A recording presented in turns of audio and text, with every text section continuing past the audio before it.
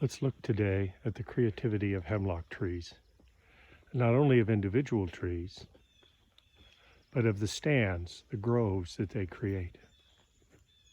Hemlock's called a foundation species because it structures an entire ecosystem around it that's of value to many creatures, both microorganisms and macroorganisms, even, as you can see here, including the beaver. There are 5 great stands of hemlock trees within the Hike Preserve. We have ideal conditions for them. They like it hilly, they like it damp, and they like it cool, which comparatively we are. Thousands upon thousands of trees in each of the 5 stands.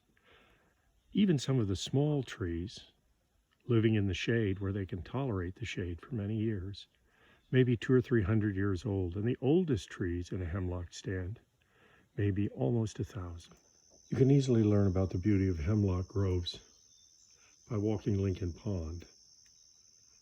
Starting at the near end, we go right into a plantation of conifers, but those are not hemlocks.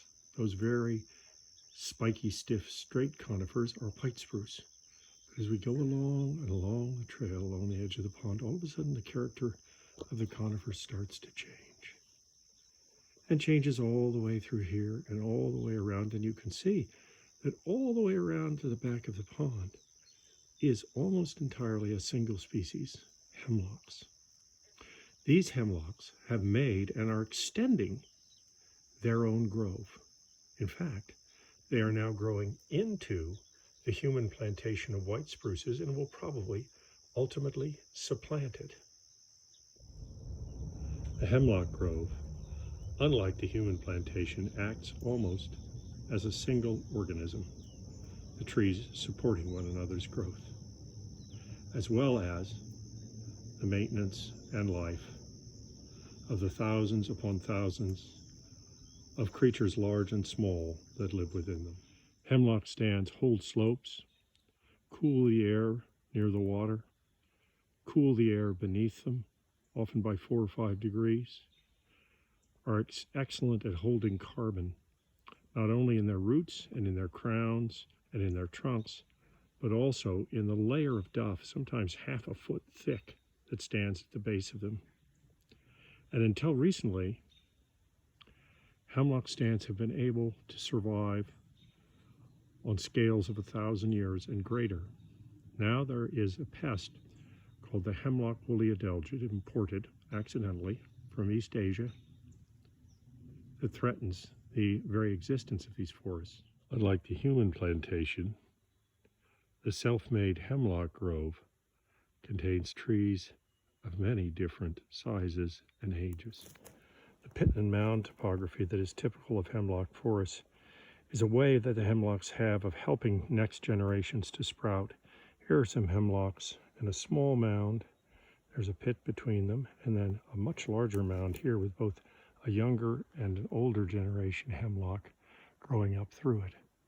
Those mounds are created by the root plates when they fall, rise up in the air, and then decay, making a hospitable place for new hemlocks to grow. Hemlocks make considerable duff at their base, sometimes 3 or 4 inches thick.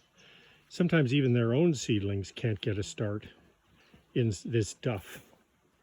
Instead, a hemlock may be able to sprout simply on the stump of another tree, whether hemlock or another species, in the same area.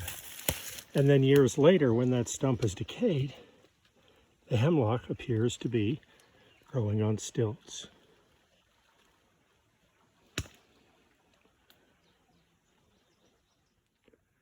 Beautiful, beautiful recycling Ganoderma, almost like the wings of birds.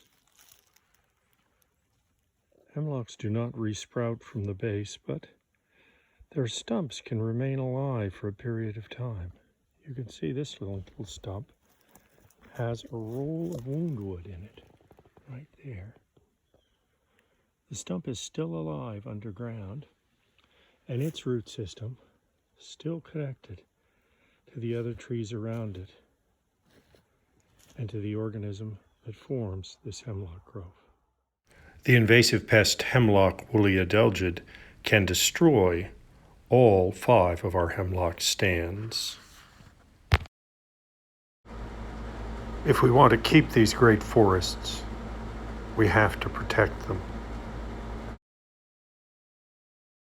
We've begun the work of preserving the hemlock stands in the Hike Preserve. We need your help to continue it, hoping that eventually biocontrols will be able to stop its spread. But we have to keep intact trees and intact stands until that time.